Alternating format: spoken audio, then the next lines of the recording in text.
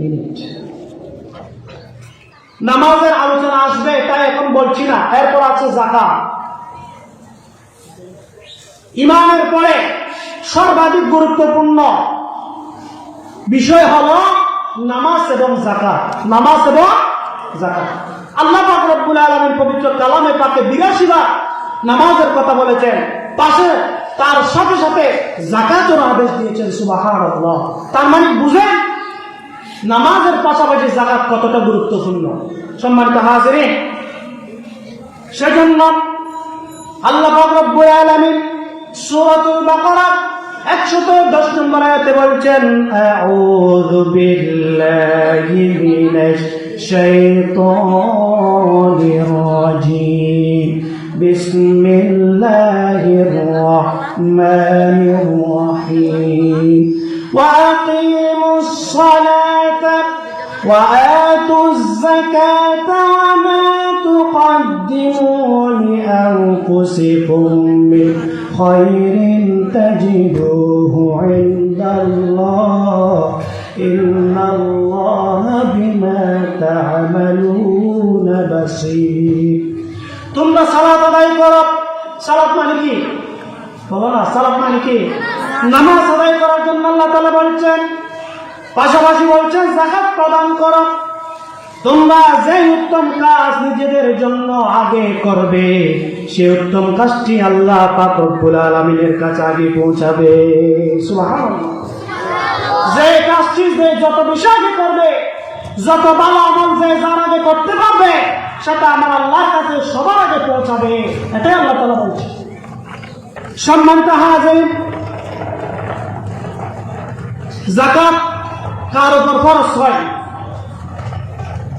যাকাত মানে হচ্ছে পরিশুদ্ধি করা, বৃদ্ধি করা। মানুষ মনে করে যাকাত দিলে কমে যায়, কিন্তু যাকাত মানে হচ্ছে বৃদ্ধি করা, পরিষ্কার করা, আগাছা মুক্ত করা, তার দান সম্পদকে সাফ করা হারাম থেকে, অপরের হক থেকে। গরিবের হক হলো যাকাত।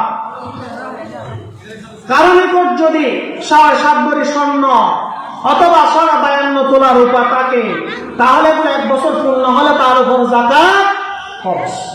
মাসালা মনে রাখবেন, কারো উপরে 7.5 ভরি স্বর্ণ অথবা 52 তোলা রূপা যদি 1 বছর পরিপূর্ণ থাকে, তাহলে তার উপর যাকাত খরচ।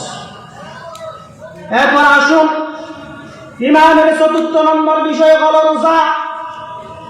4র্থ নম্বর কুটির নাম কি? রোজা।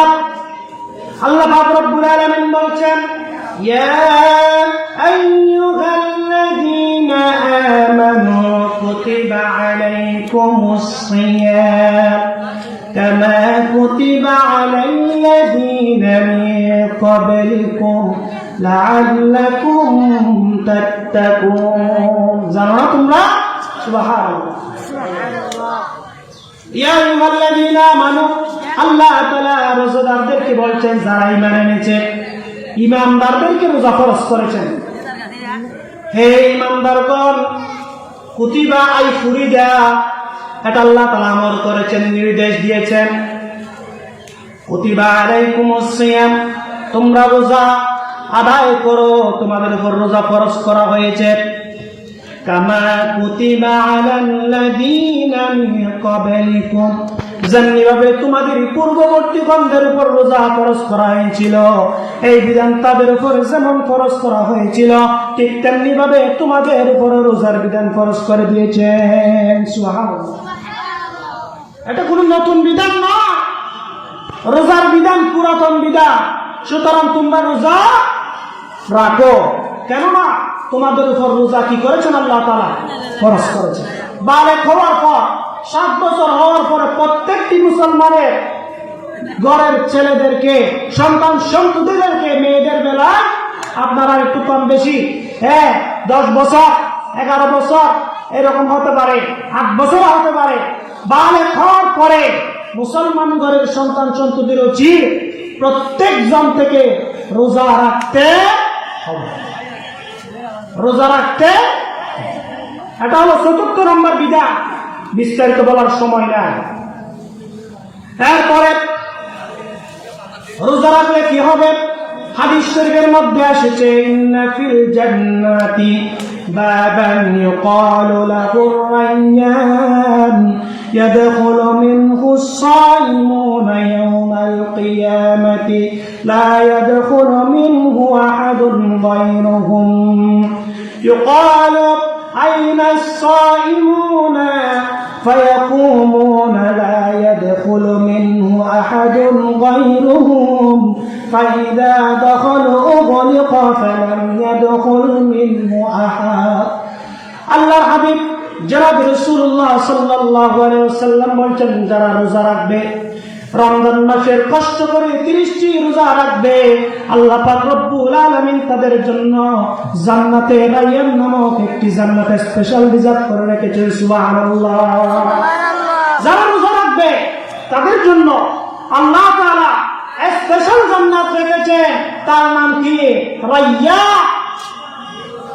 কিয়ামতের ময়দানে বলা হবে, আইনা সাইমুন, দুনিয়াতে থাকতে কষ্ট করে যারা রোজা রেখেছিলাম, ক্ষুধার যন্ত্রণায় ছটফট করার পরেও আল্লাহ তাআলার ভয়ে পানাহার থেকে বিরত থেকেছ, আহার করো নাই, কোনো কিছু খাও নাই, পানি পান করো নাই, হালাল স্ত্রী সহবাস করো নাই, এগুলো সব আল্লাহর ভয়ে তুমি করেছ। আমি আল্লাহ পাক রব্বুল আলামিন তুমি রোজা রেখেছো, সেই রোজার রাখার জন্য খুশি হয়ে তোমাকে রায়্যান নামক জান্নাত উপহার দিলাম। সুবহানাল্লাহ। তোমরা কোথায়? তখন তারা দাঁড়াবে জান্নাতের মধ্যে, তারা প্রবেশ করবে। এরপর আল্লাহ পাক রব্বুল আলামিন ফেরেশতাকে ঘোষণা করবেন, দরজা বন্ধ করে দাও। দরজা বন্ধ করার পরে আর কেউ সেই জান্নাতের মধ্যে প্রবেশ করতে পারবে না। রোজা রাখার দরকার আছে? অবশ্যই আছে। সম্মানিত হাজিরিন, এরপরে ৫ম নম্বর স্তম্ভ হলো হজ ওয়াল হজ। ৫ম নম্বর স্তম্ভ কি বলেছি? হজ। আল্লাহ পাক রব্বুল আলামিন কাদের উপরে হজ খরচ করেছেন? যে মানুষ আল্লাহর ঘর পর্যন্ত যাওয়ার সামর্থ্য রাখে, যে মানুষ আল্লাহর ঘরে যাওয়ার মতো সামর্থ্য রাখে, পথেও বলে যাকে, এরপরে সবকিছু নিরাপদ আছে, তার শরীর সুস্থ আছে, সবকিছু নিরাপদ আছে, রাস্তাঘাট নিরাপদ আছে, টাকা পয়সাও আছে, আল্লাহ তাআলা তার উপরে হজ কি করেছেন? খরচ করেছেন। মশলা খেয়াল করেন। আলহামদুলিল্লাহ, আমাদের মাতার তাজ, আমরা ছোটকাল থেকে জিনাকে চিনি। আমাদের সম্মানিত হুজুর সভাপতি এখানে এসেছেন, আমরা আনন্দিত, মাহফিলের পক্ষ থেকে মোবারকবাদ জানাচ্ছি। এবার আসুন, হজ কাদের উপর ফরজ? যে ব্যক্তি আল্লাহর ঘরে যাওয়ার জন্য টাকা পয়সা রাখে, পথেও জমা আছে, তার থেকে পথ নিরাপদ আছে, তার শরীর সুস্থ আছে, সেই ব্যক্তির উপর আল্লাহ তাআলার বিধান হজ কি করেছেন? ফরজ করেছেন। আল্লাহ তাআলা বলছেন,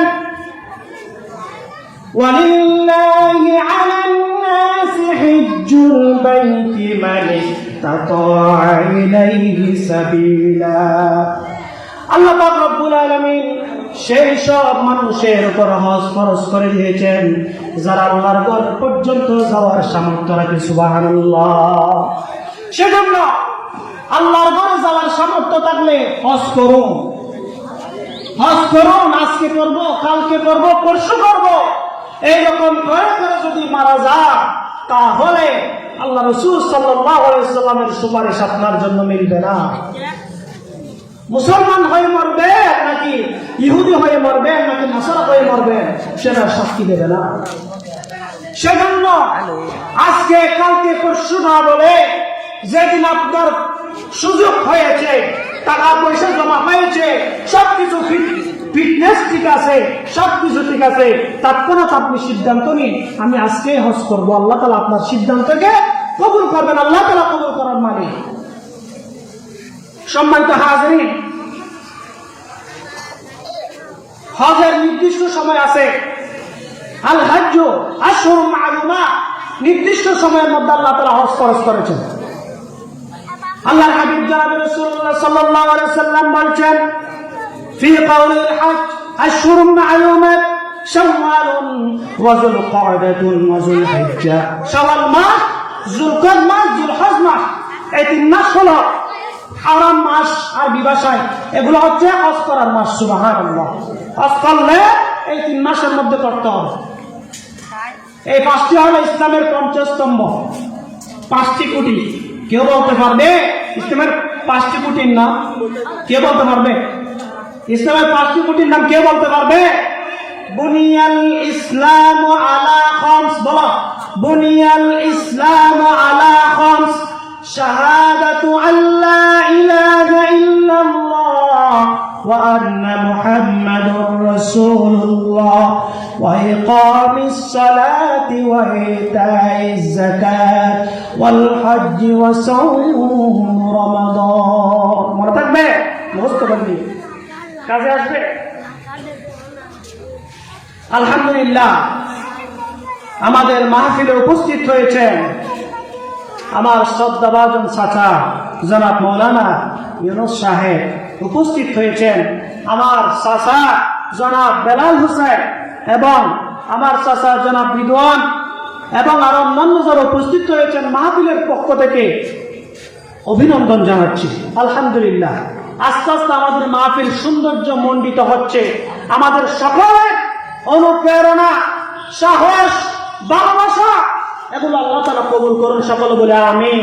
আমিন। সকলের কাছে আল্লাহ তাআলা কবুল করুন, বলো না আমিন। সম্মানিত হাজিরিন, হজ করলে লাভ কি? রাসূল করিম সাল্লাল্লাহু আলাইহি সাল্লাম বলেছেন, মান হাজ্জা লিল্লাহি ফালাম ইয়ারফুস ওয়া লাম ইয়াফসুক রাজাকা ইয়াউমিন ওয়ালাদাত উম্মুহু। যে ব্যক্তি আল্লাহর উদ্দেশ্যে হজ করলো, হজ কার উদ্দেশ্যে? আল্লাহর উদ্দেশ্যে যে হজ করলো, আলহাজ বলার জন্য নয়, মানুষকে দেখানোর জন্য নয়, কারো সামনে হাজির সাক্ষ্য পাওয়ার জন্য নয়, শুধুমাত্র স্রেফ আল্লাহকে দেখানোর জন্য যারা হজ করলো, রাজাকা ইয়াউমিন, আল্লাহ পাক রব্বুল আলামিন তাদেরকে কি রকম প্রতিদান দিবেন? হজ করার পরে তারা সমস্ত অশ্লীল কথাবার্তা থেকে, গুনাহ থেকে বিরত থাকলো, গুনাহ থেকে বিরত থাকলো। আল্লাহ তাআলা তাদেরকে হজ শেষে এমন নিষ্পাপ মাসুম বেগুনাহ করে দিবেন, যেমনি ভাবে একটি শিশু সন্তান জন্মগ্রহণ করার পরে কোনো গুনাহ থাকে না, মাসুম শিশু, ঠিক তেমনি ভাবে আল্লাহকে রাজি খুশি করার জন্য যদি কেউ হজ করে, আল্লাহ পাক রব্বুল আলামিন তাকে হজ থেকে ফেরাবেন মাসুম হিসেবে। সুবহানাল্লাহ। বুঝো না তোমরা? সুবহানাল্লাহ বলে।